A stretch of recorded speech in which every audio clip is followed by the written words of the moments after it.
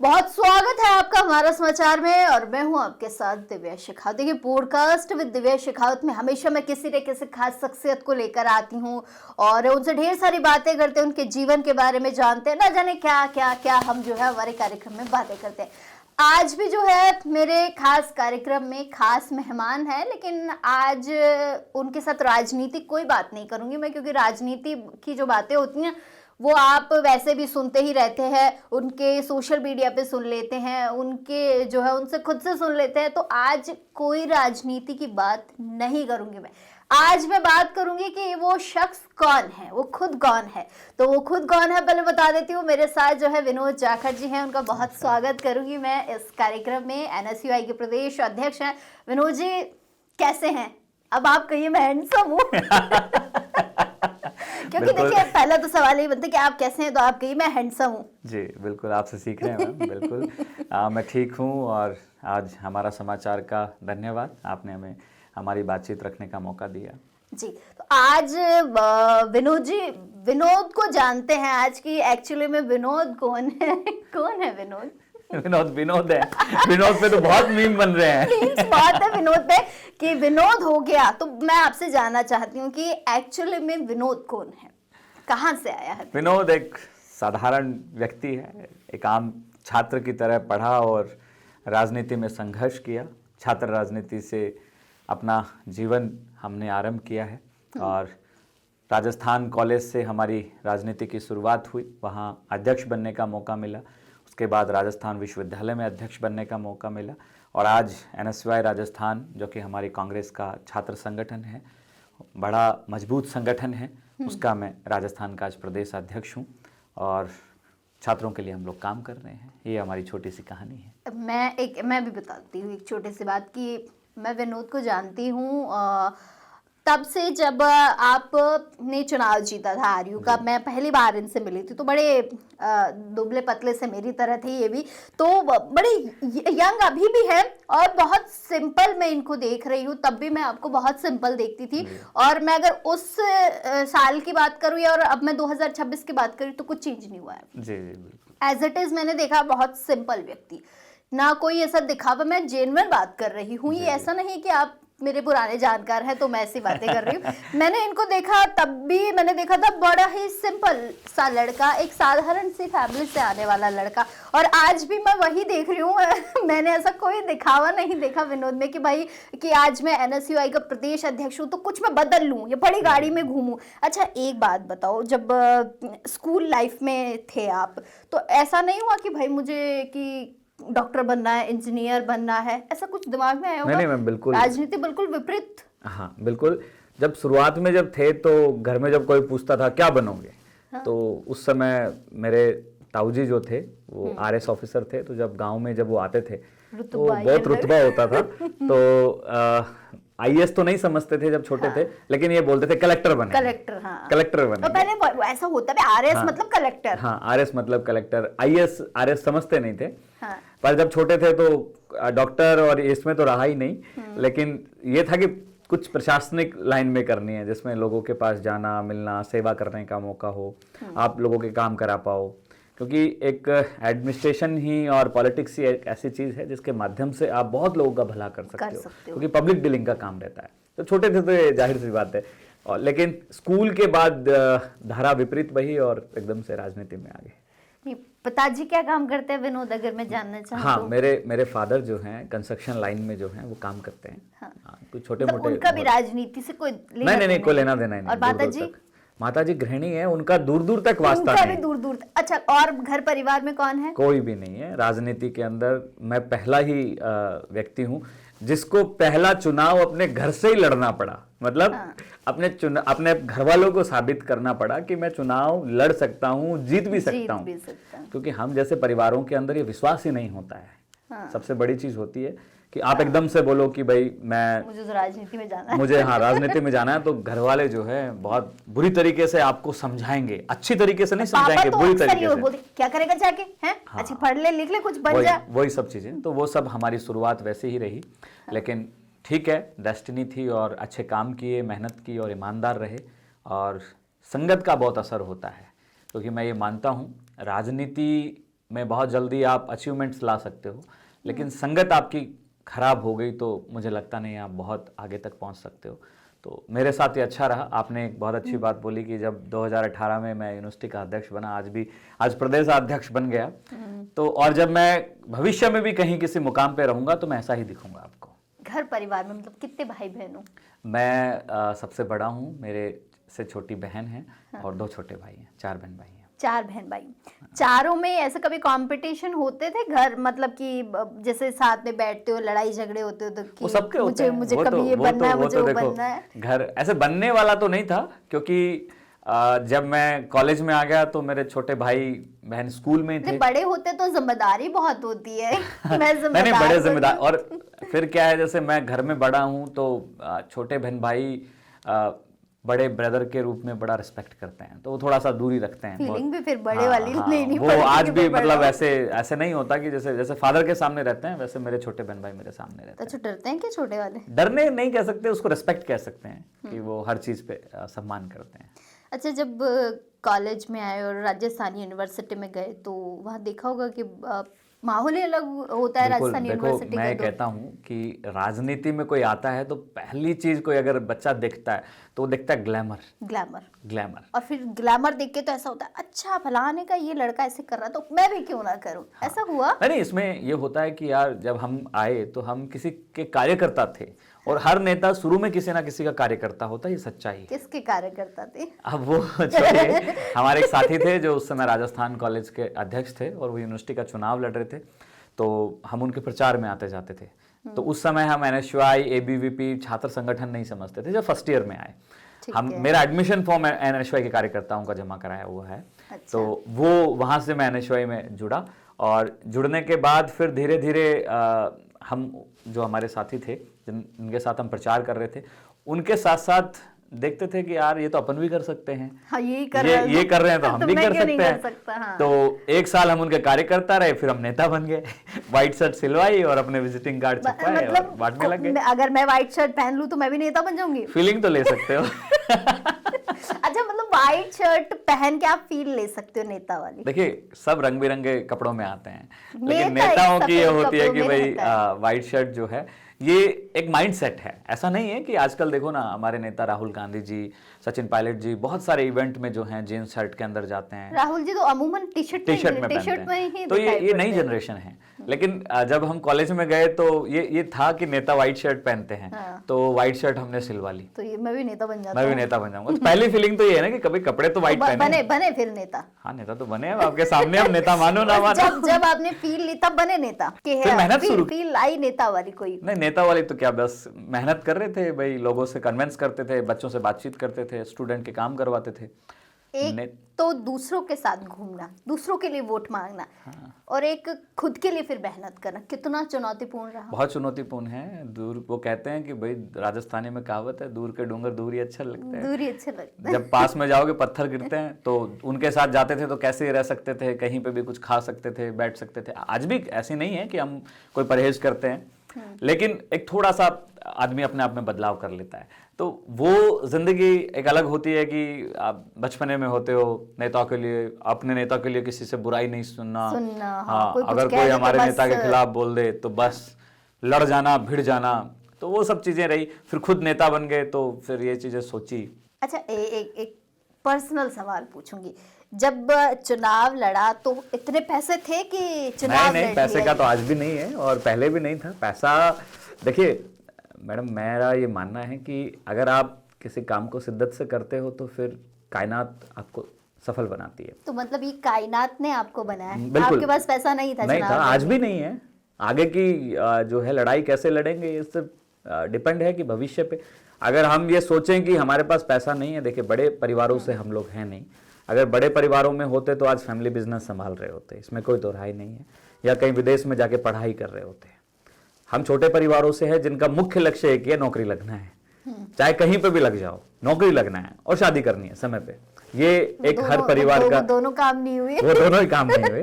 लेकिन घर वाले, परिवार वाले, समाज वाले, हमारे युवा साथी सब खुश हैं कि हम एक सही दिशा में जो है अपनी एनर्जी लगा रहे हैं। पैसा विनोद के पास नहीं था, सपोर्ट किसी का विनोद के साथ नहीं था। घर परिवार इतने सक्षम थे नहीं कि भैया जमीनें बेचकर जो है विनोद को हम नेता बना देंगे। बिल्कुल। अब क्या किया विनोद ने? देखो मैम, जब आपके साम पास दाम दंड भेद तो लगाना, लेकिन कैसे लगाया? देखो, उसके लिए आपको काबिल बनना पड़ेगा। जब आपके पास कुछ भी नहीं हो तो फिर आपको अपनी कला बेचनी पड़ेगी। कला से मतलब कि आप नेता लगते हो, दिखते हो, बोलते हो।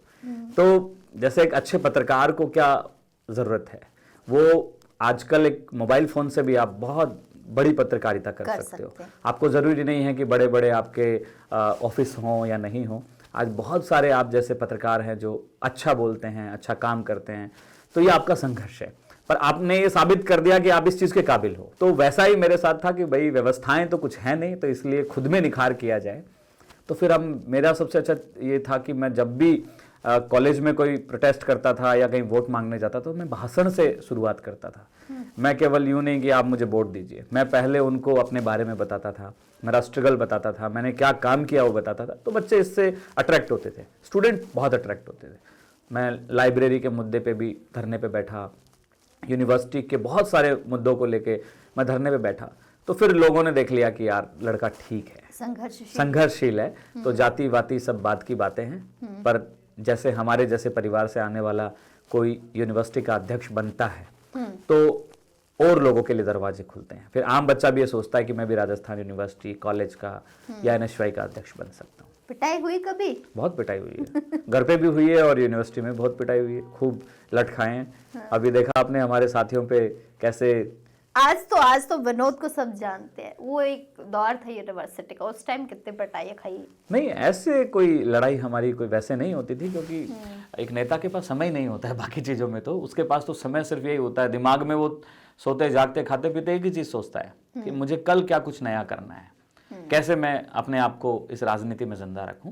तो पिटाई तो ऐसे नहीं, बस पुलिस की पिटाई जरूर हुई है, बाकी तो कभी ऐसे ना कोई काम किए, ना कोई हमारी ऐसी छवि रही है, ना हमने कोई कब्जे छुड़ाने के काम किए हैं, कोई ठेके चलाने के काम किए हैं जो हमसे कहीं गलत तरीके से जो है किसी से मुठभेड़ हो।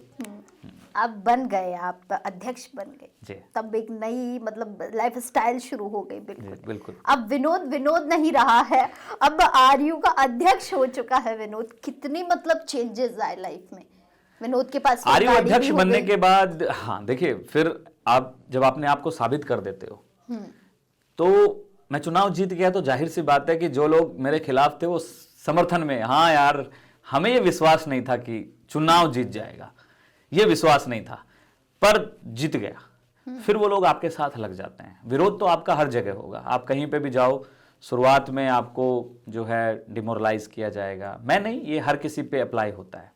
आप कहीं पे भी जाओगे, यार दोस्तों के साथ भी, 2 कहेंगे तेरे साथ हैं, 5 कहेंगे यार व्यवस्थाएं तो नहीं है, कैसे चुनाव लड़ेंगे। तो वो सब चीजें। लेकिन जैसे अध्यक्ष बने तो उसके बाद बहुत लोगों का प्यार मिलने लगा। फिर सब प्यारे ही हो जाते हैं जब आपके पास पावर आती है ना, तो सब ऐरे गहरे नत्थु गहरे भी अपने हो जाते हैं। ऐसा तो होता है विनोद जी, ऐसा ही होता है। चलो दिव्या जी, आप कह रहे हैं तो मान लेते हैं। जब आपके पास पावर आ जाती है ना, तो सब कहते हैं हाँ भाई अब ये पावरफुल व्यक्ति है, अब इसके साथ हमें जुड़ना चाहिए ताकि हम इससे 4 काम निकलवा सकें। ये तो देखो प्रकृति का ही नियम है, जो पावर में होता है सत्ता उसी के पास होती है, और फिर पावर वाले आपस में लड़ते हैं। जंगल का राजा कौन है? शेर है ना। तो ये ताकत ऐसी चीज है, कहीं पे भी हो, आप परिवार में भी जब काबिल बन जाते हो, नौकरी लग जाते हो, तो आपकी एक अलग से रिस्पेक्ट मिलने लगती है। सच्चाई कह रहा हूँ, घर में अलग से रिस्पेक्ट मिलने लगती है। आपके हर बाहर त्योहार को आपके विचार विमर्श हो, शादी ब्याह, हर चीज में आपका ओपिनियन लिया जाता है। तो ऐसे ही राजनीति में होता है, जब आप काबिल बन जाते हो तो लोग आपसे सलाह करने लगते हैं, आपसे मिलना शुरू करते हैं, फिर लोग आप पे इन्वेस्ट करना भी शुरू करते हैं। इसमें कोई दो राय नहीं है। जब आप चुनाव लड़ रहे थे तो पोस्टर्स आते थे हमारे पास भी कि आरयू से जो है विनोद जाखड़ चुनाव लड़ रहा है, तो मैं उसको देखती तो मैंने कि लड़का तो यंग है, अब जीतेगा कि नहीं जीतेगा। एक चीज वहां पे मैंने बहुत देखी थी, कास्ट को लेकर, आपकी कास्ट को लेकर बहुत बातें बनी। तो कितना डिफिकल्ट रहा था लोगों को एकजुट करना? देखिए मैडम, राजनीति के अंदर आज जातियां बहुत मायने रखती हैं। ये हम जैसे नए लीडर इस चीज़ को माने ना माने, लेकिन मानना पड़ता है। जैसे हम किसी तरीके से कास्टिज्म की बहुत ज़्यादा चीज़ों को बढ़ावा नहीं देते हैं, लेकिन जब आप अपनी कम्युनिटी में जाओगे, उनकी तकलीफें देखोगे, तो आपको लगेगा कि यार मुझे इनकी आवाज़ बनना चाहिए। जब मैं कॉलेज में था तो मैं चुनाव जीत गया, यूनिवर्सिटी में आया तो मैं एकदम से ये देखता हूँ कि फिर कास्ट सामने आ जाती है। आपकी चीज़ें कि भाई विनोद किस जाति से आता है, उसकी जाति के लोग तो समर्थन में आ जाते हैं, लेकिन बाकी जाति के लोग खिसकने लग जाते हैं। तो ये होता है, इसमें कोई गलत नहीं है, लेकिन मेरे हिसाब से आप थोड़ी मेहनत अच्छी करने लगते हो और थोड़ा आपका बोलचाल ठीक होता है। राजनीति में देखो सबसे बड़ी चीज़ है आपको अच्छा वक्ता होना जरूरी क्या है। ऐसा हुआ था कि विनोद ने अपनी कास्ट छुपा के जो है ना वोट ना, ऐसा बटोरे कौन, हों? राजनीति में कोई कास्ट छुपा सकता है? आप मुझे बताइए। आपके साथ ऐसा हुआ? क्यों, मैंने कई बार ये चीजें सुनी है कि विनोद ने जब चुनाव लड़ा था तो विनोद जाखड़ ने अपनी कास्ट को छुपाया। देखिए, उसके बाद जो है विनोद, मैं ये चीज मानता हूँ कि भाई मेरा जो सरनेम है वो एक जाति से बड़ा मेल खाता है, लेकिन जाट, हाँ, जाट समाज से बहुत बड़ा मेल खाता है। लेकिन ऐसा नहीं है कि मेरे साथ तो बहुत सारे जाट रहते थे, सबको पता था मेरी जाति क्या है, बहुत सबको पता था मैं किस वर्ग से आता हूँ। आप अपना घर नहीं छुपा सकते, अपनी जाति कैसे छुपाओगे? आप पढ़ते हो और आपके स्टूडेंट आपको नहीं पहचानेंगे। मेरे तो लोग घर तक आते थे, आपके स्टूडेंट आपको कैसे नहीं पहचान सकते हैं? तो एक बात बताइए, चलो मेरे लिए आप ये कहा कि भाई जाति छुपा ली, ठीक है, फिर ये बताइए कि बाकी जो मेरी कम्युनिटी के लोग थे, जिस वर्ग से मैं आता हूं, जिस मैं जाति से आता हूं, तो फिर मैंने उनको कैसे बताया कि भाई मैं आपकी कम्युनिटी का हूं? उन्होंने फिर मुझे कैसे वोट डाला? देखिए, ये सब मिथ हैं। जब कोई चुनाव जीत जाता है ना, फिर उसके बाद कुछ लोग जो है ऐसी अफवाहें शुरू करते हैं। आज दिव्या शेखावत हैं, आप चुनाव लड़ें तो शेखावत, इसमें कोई दो राय नहीं है, राजपूतों का सरनेम है। मदन राठौड़ हैं तो वो उस पर बड़ा कंफ्यूजन था लोगों को, तो वो ओबीसी में आते हैं, राजपूत नहीं है। तो अब पूरे राजस्थान को पता है ना कि भाई वो राजपूत नहीं है, सबको पता है। तो ऐसे जब मैं चुनाव लड़ा तो मेरे हिसाब से देखो, फिर हम हर जगह ये तो नहीं कह सकते कि भाई मैं जाट नहीं हूं। क्यों कहूं मैं अपने मुंह से? मैं क्यों कहूं भाई? मैं तो जाति आधारित राजनीति नहीं कर रहा हूं ना, मैं वहां जाति के वोट थोड़ी मांगने जा रहा हूं। मैं क्यों अपने मुंह से कहता भाई मुझे अगर कोई जाट समझ के वोट दे तो दे, कोई मुझे स्टूडेंट लीडर समझ के वोट दे तो दे। क्लैरिफिकेशन थोड़ी देता फिरूंगा मैं थोड़ी हर जगह कहूंगा कि भाई मैं हूं कि नहीं हूं। आज मैं जब कहूं आज एनएसयूआई का अध्यक्ष बन गया तो मैं ये थोड़ी क्लियरिफिकेशन दूंगा कि भाई मैं इस वर्ग से आता हूं, इस जाति से आता हूं। तो मेरे हिसाब से कोई नेता अपनी जाति नहीं छुपाता है, और ये छुप भी नहीं और वैसे सकती वो है। छुपती है भी नहीं वो छुपेगी। चीजें क्या है कि ऑटोमेटिक ही आजकल पता लगा लेते हैं लोग, बहुत इंटेलिजेंट है, ये छुपती है नहीं चीजें। अच्छा, मुझे एक बात बताइए, जब आप चुनाव जीत गए, प्रेसिडेंट भी बन गए, तो ऐसा नहीं आया मन में कि अब मैं अलग लाइफस्टाइल को जीऊं, अलग तरीके से रहना स्टार्ट कर दूं? पहले एक सिंपल सा लड़का हुआ करता था, अब एक बड़ी सी गाड़ी मेरे पास होगी, उस बड़ी सी गाड़ी में साइड वाली सीट पे मैं बैठूंगा, एक ड्राइवर मुझे रखना चाहिए, 5-7 लड़के मेरी गाड़ी के अंदर पीछे बैठे और गाड़ी पे लिखा हुआ अध्यक्ष। नहीं, वो तो लिखा होता है, कैसी फीलिंग? बैठते भी हैं, फीलिंग तो गुड होती है। देखिए, ऐसा नहीं है, देखो समय के साथ जिम्मेदारियां बढ़ जाती हैं। जब आज मैं पूरे प्रदेश का नेतृत्व कर रहा हूँ स्टूडेंट्स का, तो जाहिर सी बात है अकेला विनोद जाखड़ कुछ नहीं कर सकता है, उसके लिए पूरी टीम की आवश्यकता होती है। हर टीम में आपका रूट मैप कैसा होगा, कहाँ आंदोलन होगा, वहाँ के लोगों से अब मैं ही सारे काम करने लग जाऊँ तो फिर मैं तो थक गया। वहाँ जाके जनता के बीच में अपनी विचार कैसे बता सकता हूँ, मैं कैसे अपना मुद्दा समझा सकता हूँ। तो एक बड़ी टीम, जैसे जैसे आप आगे जाएंगे तो एक टीम आपके साथ जुड़ती जाती है, और उस टीम की ज़रूरत भी है। और देखो, मेरी पहचान तो एक ऐसी है कि भाई एक सिंपल लीडर के तौर पे है, और मैं तो अपने आप से भी ये कहता हूँ कि जब तक मैं राजनीति में हूँ और जब तक सांसें हैं, जो मेरी पहचान ग्रास रूट से बनी, उसी पहचान को मैं वहाँ तक लेके जाऊँ। ऐसा नहीं है कि भाई कल कुछ बन जाएंगे तो फिर उस फीलिंग में आ जाएं। तो देखो, जनता आपको अर्श पे भी पहुंचाती है तो फर्श पे भी पहुंचाती है। हाँ। और जो बहुत जल्दी बदलाव करता है तो वो फिर मुंह की खाता है। हाँ, वो मुंह की खाता है। ये सच्चाई है कि आप जैसे हो वैसे दिखते जाओ। विनोद जाखड़ आपको जैसा था वैसा दिखा, ये आपने अभी कह दी और ऑन कैमरा कही ये चीज। अगर मैं ही वैसे आता, 10-20 लड़के अंदर घुसते, बैठने की जगह नहीं होती। मैं सच कह रही हूँ, ये अकेले हाँ। आए मैं और मेरा एक साथी बस ये तो आप तो मुझे यहाँ 20 लोगों की आवश्यकता थोड़ी है। हाँ। अगर मैं कोई प्रोटेस्ट करता या मुझे कोई कार्यक्रम में जाना होता तो फिर मैं 20 लोगों को लेके जाता। भाई हमें वहाँ सोशल मीडिया की टीम भी चाहिए, वहाँ मैनेजमेंट की टीम भी चाहिए, हमें आगे कहाँ जाना है, वो वहाँ पे भी हमें कैसे काम करना है, वो सारी टीम काम करती है। लेकिन अभी यहाँ मुझे आपके साथ बातचीत करनी है तो मैडम अपने अपने देखो तरीका होता है, स्टाइल होता है राजनीति करने का। मैंने ये एक राजनीति में एक स्टाइल बहुत तगड़ी है कि आपको छोटे मोटे भी सचिव, महासचिव, मंत्री, महामंत्री भी छुटपुट पद भी मिल जाता है, तो लोग गाड़ियों की बड़ी लंबी लाइनें लगा देते हैं कि आजकल ट्रेंड हो गया है कि पता नहीं राम जाने की पैसा कहाँ से आ रहा है लोगों के पास। तो आपको ऐसा मन नहीं कि भाई मैं भी अभी कौन सी गाड़ी, पहले तो ये बताओ आपके। फॉर्च्यूनर है। फॉर्च्यूनर है, गाड़ी तो महंगी है अभी भी, तो ऐसा और मन नहीं हुआ कि भाई मैं फॉर्च्यूनर से भी बड़ी कोई गाड़ी लूं जिसे मैं भी दिखाऊं? उससे क्या होगा, उससे क्या होगा? एग्जैक्टली मैं पूछना चाहती हूँ क्या होता गाड़ियों है से कोई नेता बनता है क्या? अगर होता तो फिर अंबानी के बेटे देश के प्रधानमंत्री बनते। अगर गाड़ियों से बताओ नेता बनता है तो मैं गलत कह रहा हूं? देखो एक जो बड़ा नेता होता है वो इतना सिंपल रहेगा, क्योंकि भाई आज मैं तो एक उदाहरण से समझता हूं। अगर विनोद जाखड़ फटी हुई पैंट पहनेगा तो जनता कहेगी पैसे नहीं है, पैसे नहीं। लेकिन एक सेलिब्रिटी फटी हुई पैंट पहन रहा है तो उससे तो ये आएगा कि ये फैशन है। तो वही चीज है, पैसा सबके पास है, लीडरशिप में किसके पास नहीं है? जो देश के इतनी बार के मंत्री रह लिए, विधायक रह लिए, तो इतनी व्यवस्था तो होती है कि उनके पास। तो वो गाड़ियों का अगर दिखावा करने लगे तो फिर मैडम आजकल क्या है, ट्रेंड बना है। और ये ट्रेंड क्या है कि शोबिज का। हाँ शोबिज। अब देखो मैंने कहा कि कोई अपनी स्टाइल इस पॉलिटिक्स में अगर उनको इसी चीज से आगे बढ़ने का मौका मिल रहा है या उनका ग्लैमर बिक रहा है तो फिर वो बेचेंगे। लेकिन अगर जनता ये समझदार हो जाए कि नहीं तो फिर आप वो नहीं बेचेंगे। तो क्या बस ग्लैमर ही होना जरूरी है और कोई क्वालिटी जरूरी नहीं? पैसा और ग्लैमर ही जरूरी है? नहीं, आप जब जमीन पे जाएंगे तो जनता आपका ग्लैमर बना भी देती है और उड़ा भी देती है। जिनके पास अभी भी स्कॉर्पियो गाड़ी है वो 3-3 बार के विधायक हैं, 3-3 बार के विधायक हैं जो स्कॉर्पियो में आज भी घूमते हैं। और इस चीज पे मैं एक सराहना करना चाहूंगा हमारे पूर्व मुख्यमंत्री अशोक गहलोत जी की भी। अभी वो सफारी में घूमते हैं। बहुत सारे नेता होते हैं। कल मैंने एक पोस्ट सोशल मीडिया पे देखी, हमारे इंडिया अलायंस के हिस्सा हैं अमरा राम जी, जो सिंधी कैंप में बस स्टैंड पे बैठे हुए हैं और सांसद हैं, मेंबर ऑफ पार्लियामेंट है। बिल्कुल है ना? हाँ। तो वो एक चाय की थड़ी पे बैठे हुए थे।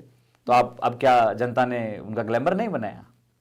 तो अपना अपना स्टाइल है मैडम। आपका और आपका क्या स्टाइल? बिल्कुल सिंपल रहना। मेरे को सिंपल रहना है। ग्लैमर की जगह ग्लैमर दिखाएंगे। देखो समय के अनुसार थोड़ा परिवर्तन लाना जरूरी है, क्योंकि अगर आप बिल्कुल भी परिवर्तन नहीं करते हैं तो आप पिछड़ जाएंगे। थोड़ा परिवर्तन, ज्यादा परिवर्तन कर लोगे तो फिर जनता आपको कर देगी, आपका इलाज कर देगी।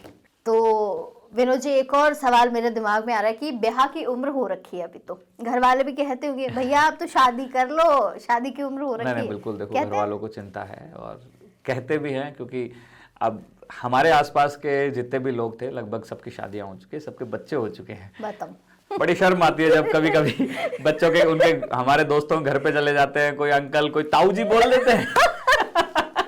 हमसे छोटे हैं और उनके बच्चे हो गए तब ताऊ बोलेंगे। तो हम ताऊ बन गए, हमें पता नहीं है। लेकिन ऐसे कोई मनपसंद कोई लड़की है क्या, कोई पसंद कर रखी है भाई मुझे इससे शादी ऐसा नहीं है। देखो मैंने बहुत सारे इंटरव्यू देखे आपके, लेकिन इसका जो है अभी तक खुलासा हुआ नहीं कि विनोद को कोई लड़की पसंद है कि नहीं है। तो आज बता दो ताकि बात उन तक पहुंच जाए। ठीक है, देखिए हमारे जैसे परिवारों के अंदर हमने एक डिसीजन ले लिया कि राजनीति करनी है घर से बागी होके, लेकिन शादी का डिसीजन माता पिता के ऊपर ही रहती है और उनका डिसीजन ही मैं ही मानता हूँ आज के युग में सही डिसीजन होगा। तो शादी ब्याह का डिसीजन माँ बाप के ऊपर है। हालांकि वो कहते हैं कि भाई, पर उनका ये कहना है कि भाई अभी नहीं ऐसा नहीं कहते। उनका ये कहना है कि भाई अभी जब तुम्हें लगे कि सही समय है तो तुम बता देना। कोई पसंद है क्या वैसे? नहीं मुझे बता सकते हो? समय नहीं मिलता है, पसंद ना पसंद नहीं, समय ना ऐसा नहीं है, पसंद और नापसंद की बात नहीं है। अरे मैं काला हो गया, क्या बात कर रहे हो? भी तो आते होंगे ना। नहीं ऐसे देखो, इंस्टाग्राम कभी ओपन करते नहीं है, मैसेंजर कभी ओपन नहीं करते हैं, व्हाट्सएप पे कोई भी ऐसे अननोन मैसेज आते हैं तो कभी ओपन नहीं करते हैं, क्योंकि उसके बहुत सारे रीजन होते हैं, बहुत सारे फेक मैसेजेस होते हैं और कोई किस माइंडसेट से कर रहा है। तो इन सब से बचना ही राजनीति में पहला लक्ष्य है। आप सब कामयाबी हासिल कर लोगे, लेकिन इन चीजों से बचना बहुत जरूरी है। हर नेता के लिए नसीहत है। देख तो गोरे चिट्टे तो हैं आप अच्छे खासे, कह काले मैं उपटन बता दूंगी, लगा लिया करना गोरे हो जाओगे। अच्छा एक बात बताइए कि जब आप लोगों को देखते हैं, जैसे आप एक यूथ हैं और आजकल की मैं बात करूं तो नशा बहुत तेजी के साथ बढ़ रहा, बहुत मतलब अगर मैं कोई लेवल की भी बात करूं तो नशे का कोई लेवल ही नहीं रहा है। आप नशे के खिलाफ है ना, काफी मैंने अभियान देखे हैं आपके कि आपने एक साइकिल यात्रा भी की थी, है ना, निकाली थी नशे के खिलाफ।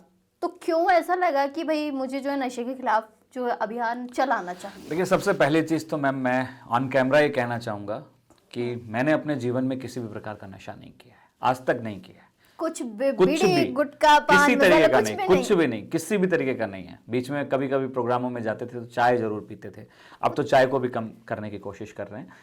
देखिए, जब मैं इस चीज के खिलाफ शुरू से ही हूं, तो मैंने फिर आज की जनरेशन की अगर सबसे बड़ी कोई समस्या देखी जाती है पूरे देश के अंदर, अगर मेरे से कोई पूछा जाए कि नंबर 1 समस्या क्या है, तो मैं नंबर 1 समस्या जो है महंगाई, बेरोजगारी को ना देके मैं नशे को दूंगा, क्योंकि इस देश का हेल्थ स्ट्रक्चर इतना खराब है, बिल्कुल जीरो होता जा रहा है। और हेल्थ और नशा ये दोनों एक दूसरे के पार्ट हैं, क्योंकि नशे के कारण हमारी नौजवान पीढ़ी जो है वो बुरी तरीके से जो है खत्म होती जा रही है। एक माँ बाप का ध्येय होता है कि मेरा बेटा कम कमा लेगा, चाहे बेरोजगार रह लेगा, लेकिन वो संगत में सही हो, वो मजदूरी करके खा लेगा। हमारे सब माँ बापों की भी हम लोग बातचीत करें कि भाई मजदूरी करके खा लेना, लेकिन नशे की प्रवृत्ति मत। मैंने आपका एक वीडियो देखा था अभी कुछ दिन पहले, आप नशे का एक स्टिंग ऑपरेशन करने गई और कुछ आप पे भारी पड़ा एकदम से। हाँ, तो ये देखिए कितनी गंभीर समस्या है कि आज राजस्थान की मैं बात करूं तो ऐसी स्थिति है कि जितने भी क्राइम जो हो रहे हैं, जितने भी क्राइम, चाहे वो चोरी हो, डकैती हो, किडनैपिंग हो, मर्डर हो, इसके अलावा कोई भी और आम चीज़ें, घर की चोरी से लेके हर चीज़, ये सब नशे वाले लोग करते हैं। और इनको इतनी तलब होती है नशे की कि ये एक नशे की पुड़ी के लिए किसी का मर्डर भी कर सकते हैं। इसीलिए मैंने तो छोड़ दिया। नहीं, ऐसा नहीं है, हम साथ में मिलकर इस पे काम करेंगे। अभी हम लोग जो हैं एक बड़ा प्रोग्राम जो है जयपुर के अंदर नशे के खिलाफ करने जा रहे हैं। इससे पहले मैंने नशा छोड़ो जीवन जोड़ो यात्रा की शुरुआत की थी, साइकिल रैली थी जो कि जैसलमेर से लेके जयपुर तक आई। इसमें हमारे बड़े बड़े नेता शामिल हुए, सचिन पायलट जी भी आए थे, और उन्होंने अपने जन्म दिवस पे भी जो है नशे के खिलाफ जो है एक बड़ा मैसेज दिया था, युवाओं का युद्ध ड्रग्स के विरुद्ध। तो उसी को जो है हम उसी स्लोगन के साथ जो है अब हमारी 25 तारीख से यात्रा है। हम लोग कैंपस के अंदर जा रहे हैं, लोगों के साथ बातचीत कर रहे हैं और उनको शपथ दिलाते हैं। हम क्या करते हैं कि लोगों के साथ तो मिलते ही हैं, लेकिन उनको शपथ भी दिलवाते हैं। हमने करीब 17 से 18 हज़ार लोगों को हमने शपथ दिलाई थी पिछली साइकिल रैली के दौरान। अब हम वही लक्ष्य रख रहे हैं कि अब जितने भी सरकारी प्राइवेट कॉलेजेस हैं उनके बीच में जाएंगे, कैंपस में हम कार्यक्रम करेंगे, जिसकी शुरुआत हम जयपुर में करने वाले हैं और गंगानगर से लेके और गंगानगर, हनुमानगढ़, बीकानेर, चूरू, सीकर, झुंझुनू और जयपुर, इसमें हम कार्यक्रम कर रहे हैं। मैं ये आप बहुत करीब से जानते हैं, अगर मैं आप ज्यादा इसे जो है डिफाइन कर सकते हैं, ऐसे क्या क्वालिटी है सचिन पायलट में? सब क्वालिटी, दिखते बहुत हैंडसम है, बातें बहुत अच्छी करते हैं, उनका नेचर बहुत अच्छा है। नेचर के साथ साथ जो उनका एक ये है कि भाई मैं कैसे आम बच्चों को आगे लेके आऊं राजनीति में, उसके अलावा कैसे आम बच्चों की मदद कर सकता हूं, वो करते हैं। तो कार्यकर्ताओं की लेनी पड़ेगी उनसे, वो हाँ, गोरे होने की आप टिप्स ले सकते हो। ऐसा नहीं है कि वो बहुत संतुलित खाते हैं, हाँ। ऐसा नहीं है कि भाई उनकी निजी लाइफ का मुझे पता नहीं, लेकिन जब भी हम देखते हैं, अभी मैं उनके साथ एक प्रोग्राम में था, हम बाड़मेर गए थे, वो सुबह निकले थे हम लोग दिल्ली से एयरपोर्ट पे, मैं साहब के साथ में था, और शाम को मतलब 9 साढ़े 9 बजे तक भूखे थे। मतलब मैं कहता हूं इतने बड़े नेता वो कहीं पे भी 10 मिनट निकाल सकते थे, शालीन भी, हाँ, मतलब 10 मिनट भी वो कहीं निकाल सकते थे खाना खाने के लिए, लेकिन उनको, हाँ, मतलब उनको ये था कि भी कार्यक्रम में लेट ना हो जाए, समय दिया हुआ है, समय पे पहुंचे। वो बिल्कुल एक्यूरेट समय पे पहुंचे। उसके बाद रात को 1 बजे तक वो लोगों से मिलते रहे। बीच में कहीं पे मुश्किल से हमारे सांसद उमेदाराम बेनीवाल जी हैं, उनके घर पे था, वो 10 मिनट में खाना खा के फ्री हो गए, क्योंकि चलना है, लोगों से मिलना है।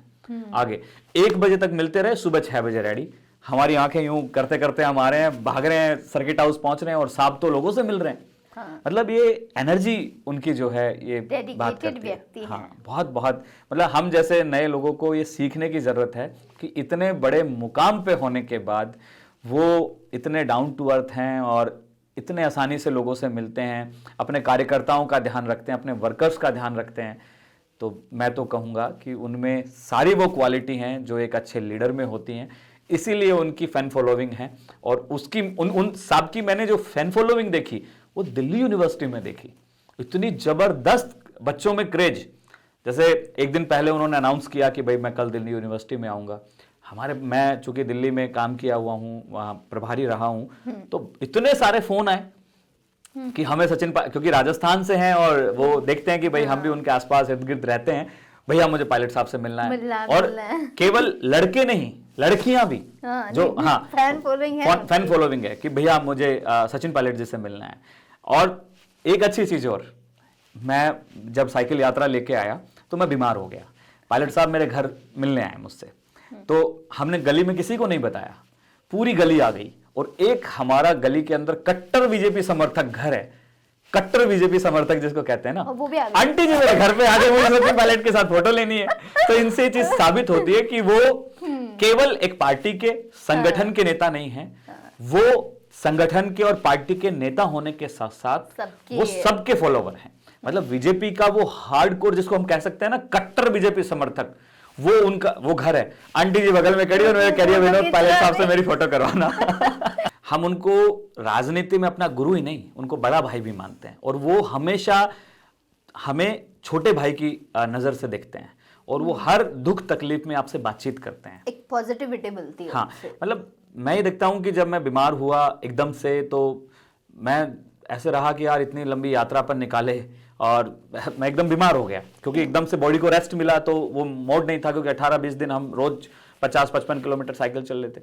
उसके बाद मेरे परिवार को संभालना, उसके बाद मैं जेल गया, मेरे माता पिता से बात करना, मेरे छोटे भाई से बातचीत करना, चिंता करने की कोई जरूरत नहीं है, एक लीडर है, नहीं तो करें तो फोन करें, नहीं तो नहीं करें, लेकिन अपने कार्यकर्ता की चिंता है तो क्यों नहीं जुड़े, लोग जुड़े क्यों नहीं। नहीं, आपकी तो फिक्र तो थी पायलट साहब को बहुत। अच्छा, दिवाली कहाँ बीती थी इस बार? दिवाली घर पे आ गया था, मैं आ गया था दिवाली पे घर।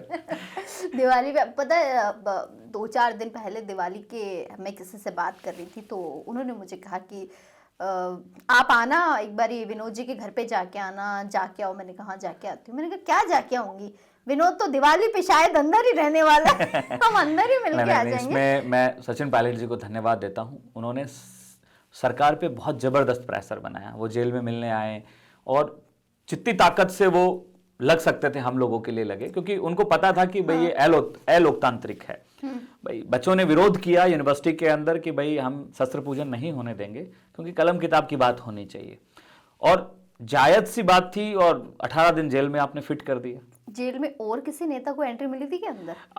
जूली साहब आए थे, हमसे मिले थे, और वो सचिन पायलट जी से पहले आए थे, बाद में सबसे पहले पायलट साहब आए थे। डोटासरा जी भी आए थे, पर डोटासरा जी हमसे मिल नहीं पाए थे, हमारे एक साथी से मिल पाए थे। उनको अंदर शायद आपसे मिलने नहीं दिया गया था। हाँ, हम 2 लोगों से नहीं मिलने दिया गया था, एक की पेंडिंग थी तो उनको मिलने दिया था। ये भी कितना संघर्ष है, जेल जाओ फिर बाहर आओ, फिर जेल में वैसे कैसा मजा आता है, मैंने कभी जेल देखी नहीं है। वैसे मैंने सुना है कि जो पॉलिटिशियन होते हैं, बड़े पैसे वाले रसूखदार होते हैं, उनको ट्रीटमेंट बहुत अच्छा मिलता है जेल में, सच बताना। नहीं, मैं ये नहीं कह सकता कि भाई ट्रीटमेंट बहुत अच्छा मिलता है जेल में, ऐसी स्थितियां नहीं है।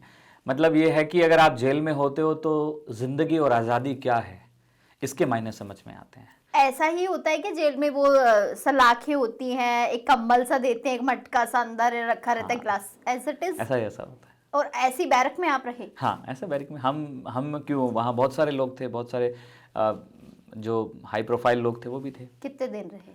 मैं तो 18 दिन रहा। 18 दिन में खाने में क्या मिलता था? मैम दाल आती थी। दाल रोटी। सुना मैं पहले ऑन रिकॉर्ड कहना चाहूंगा जेल प्रशासन से कि आपको बहुत ध्यान देने की जरूरत है। खाना पीना पे सब पैसे ये जो है छीनते हैं। एक कैदी के कुछ अच्छा अमाउंट आता है खाने पीने का, अच्छा, ये सारा अमाउंट जो है घर ले जाते हैं और जेल के कैदियों को कुछ नहीं मिलता है। बताइए, ये जेल में रहकर आए तो ज्यादा अच्छे से मतलब जेल में चोरी के खिलाफ जो लोग जेल में बंद हैं, वहाँ जेल वाले चोरी कर रहे हैं, इससे बड़ी क्या चीज होगी। खाने की क्वालिटी खराब है, जेल के अंदर की स्थितियां ऐसी हैं कि कब छत गिर जाए। डर लगा किसी दिन सोते हुए, सो रहा हूँ 100% दीवार गिर सकती है। पिछले दीवार में करंट आ रहा था, फिर हमने कहा वो कोई अर्थिंग बन रहा था, फिर हमने शिकायत पहुंचाई कि भाई इनको कहो कोई चिपक जाएगा। दीवार के अंदर करंट आ रहा है क्योंकि बारिश का समय था, वो गीली हो गई और उनमें करंट आ रहा है दीवारों में, और ऐसी स्थिति है किसी दीवार पे जोर से लात मार दो नीचे गिर जाए। मतलब डर डर के निकाले डर डर के निकाले, कभी भी छत गिर सकती है। तो कितने साल पुरानी जेल है, कोई रिनोवेशन नहीं है, कोई उसका काम नहीं हो रहा है, राम भरोसे सब चल रहा है। मतलब आपने भी 18 दिन निकाल लिए, भगवान निकाल लिए बचा ले। भगवान। पर देखो, कैदी तो मानते हैं कि किसी अपराध में है, कैदी कैदी हैं, लेकिन कैदियों की सुरक्षा भी तो जिम्मेदारी है ना। Exactly. बस कैदियों की सुरक्षा भी तो जिम्मेदारी है। वो कब छत गिर जाए, अब कहेंगे भाई कैदी मर गए, ये तो बाहर खबर ही नहीं कि आएगी। बाहर आने के बाद सुकून हो गया होगा कि भगवान। सुकून तो हुआ, लेकिन भला मैं कहूंगा इस देश की नौजवान पीढ़ी से कि आजादी बहुत प्यारी चीज है, और उस खूबसूरत चीज को, और हम उस खूबसूरत सी चीज को जो है इस तरीके से जाया कर रहे हैं। हाँ, अंदर जो कैदी बैठे हैं कि वो सिर्फ खुले आसमान को देखते हैं, देखने के नहीं, सिर्फ खुले आसमान को देखते हैं। परिंदे भी नहीं दिखते हैं मैडम, परिंदे भी नहीं दिखते हैं। कुछ एक दो पतंगे दिखती थी हमें, और कुछ नहीं दिखता था। रोज वही सब चेहरे, वही सब काम, कुछ कितना नहीं। मतलब बोरिंग हो गया होगा ये भगवान। बोरिंग नहीं, वहां सजा जेल में क्या है, और सजा थोड़ी आपको मारते थोड़ी है जेल में। जेल में सजा ऐसी है कि आपको इतना फ्री कर दिया जाता है कि आप अपने आप को कोसने लगते हो। जब आप कोई काम नहीं करोगे, जेल में सजा ही यही है। जेल काट रहे हैं मतलब सजा काट रहे हैं। आप अपने आप को काटने लग जाते हो अंदर जाने के बाद, खुद ही खुद से नफरत करने लग जाते इंसान हैं। को। ये सच्चाई है, क्योंकि देखिए जेल में जब हम गए तो हमें दिखा कि यार इंसान कैसे अपना वक्त काटे, कैसे वक्त काटे। अब चलो हम तो थोड़ा सा पढ़ लेते थे, किताबें पढ़ते थे, हमने घर से भी किताबें मंगवा ली थी, अंदर लाइब्रेरी थी। लेकिन 80% जो वहाँ के लोग हैं उनको पढ़ने लिखने की आदत नहीं है। वो क्रिमिनल माइंडसेट के व्यक्ति हैं, वो बस अंदर प्लानिंग करते रहते हमें क्या करना है, ऐसा होता है। हाँ, हमें क्या करना है। बहुत सारे लोगों को कोई पछतावा नहीं है। जेल में देखे पेपर लीक करके आए, वो दोबारा प्लानिंग कर रहे हैं कि हमें पेपर लीक कैसे करना है ना। उनको कोई पछतावा नहीं है। कोई मर्डर करके आ गया, उनको कोई पछतावा नहीं है। कोई चोरी करके आ गया, कोई पछतावा नहीं है। कुछ 5% लोग होंगे जिनको पछतावा है। तो मतलब अंदर ये सब चलता रहता है। हाँ, अंदर ये सब चलता है। तो बहुत ऐसा डरावना सवाल है। नहीं, डरावना नहीं, वो भी एक घर है। एक ऐसा घर है जिसमें कोई हॉर्न की आवाज नहीं, गाड़ियों की कोई आवाज नहीं।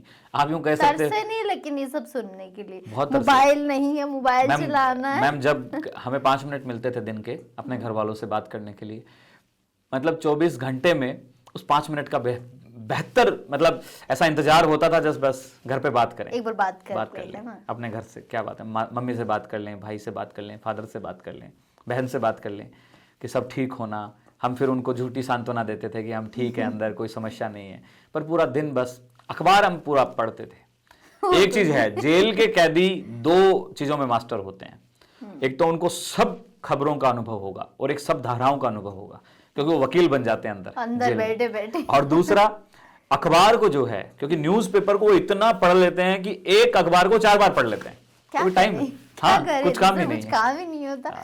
खैर, बहुत सारी बातें तो आपने बता दी आज। बाकी में ऐसा लग रहा है कि जैसे मैं मेरे को खुद को पढ़ रही हूँ, क्योंकि ऐसी चीजें कभी होती नहीं कि हम किसी की लाइफ के बारे में इतना डेप्थ में जाने। बाकी बहुत लेंदी बातें हो गई हमारी, लेकिन इस कंटिन्यू करूंगी मेरे से दोबारा फिर कभी।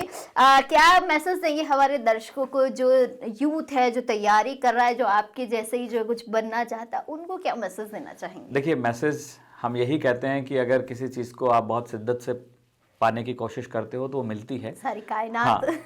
हाँ, बिल्कुल। और बस एक ही चीज कहूंगा कि कम खा लेंगे, कम पहन लेंगे, लेकिन नशे की लत से दूर रहेंगे। मैं इस नशे की लत के कारण ऐसे ऐसे लोगों से मिला हूं जिनका पूरा परिवार खत्म हो गया।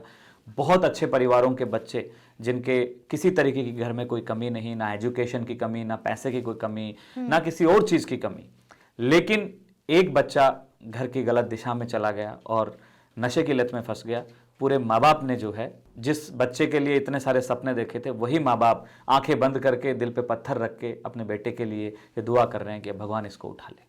तो एक माँ बाप के लिए कितनी बड़ी चीज होगी कि अपने बेटे की मौत की दुआ मांग रहे हैं, क्योंकि उनका ये होता है, क्योंकि नशे की लत में वो किसी को मार दे, परिवार को नुकसान पहुंचा दे, खुद को नुकसान पहुंचा ले। वो माँ को माँ नहीं समझता, बहन को बहन नहीं समझता, पिता को पिता नहीं समझता। वो सिर्फ और सिर्फ उनको एक ऐसी दृष्टि से देखता है कि मुझे उनसे कुछ पैसा मिल जाए और मैं नशा करूं। तो मैं नौजवान साथियों से, इस देश के भविष्य से यही कहना चाहूंगा कि नशे की लत से दूर रहें, बाकी सब चीजों से हम लड़ लेंगे। नशे से नहीं लड़ सकते। खैर, ये बात बिल्कुल ठीक है, क्योंकि मेरे साथ जब इंसिडेंट हुआ था, मैं और मेरा साथी मनीष पहुंच गए थे जो है खुद ही हथियार लेकर, लेकिन जब वो चीज़ हम लोगों ने मैंने फेस की थी कि मुझे मारने के लिए वो लोग आ गए थे तो मैंने तो हाथ ही छोड़ लिए थे कि भैया दूर ही रहूंगी।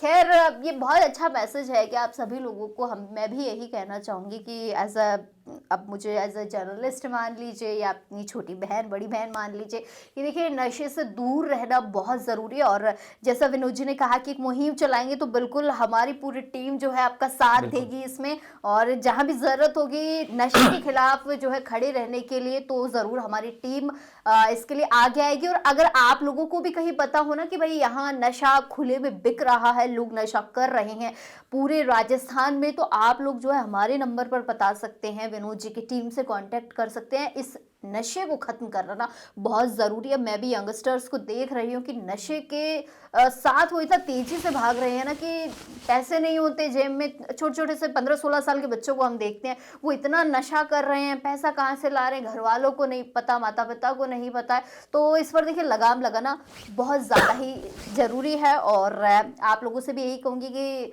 फिर मिलेंगे एक और खास शख्सियत के साथ ऐसे कार्यक्रम में। तब तक के लिए आप बने रहेगा हमारा समाचार के साथ। नमस्कार।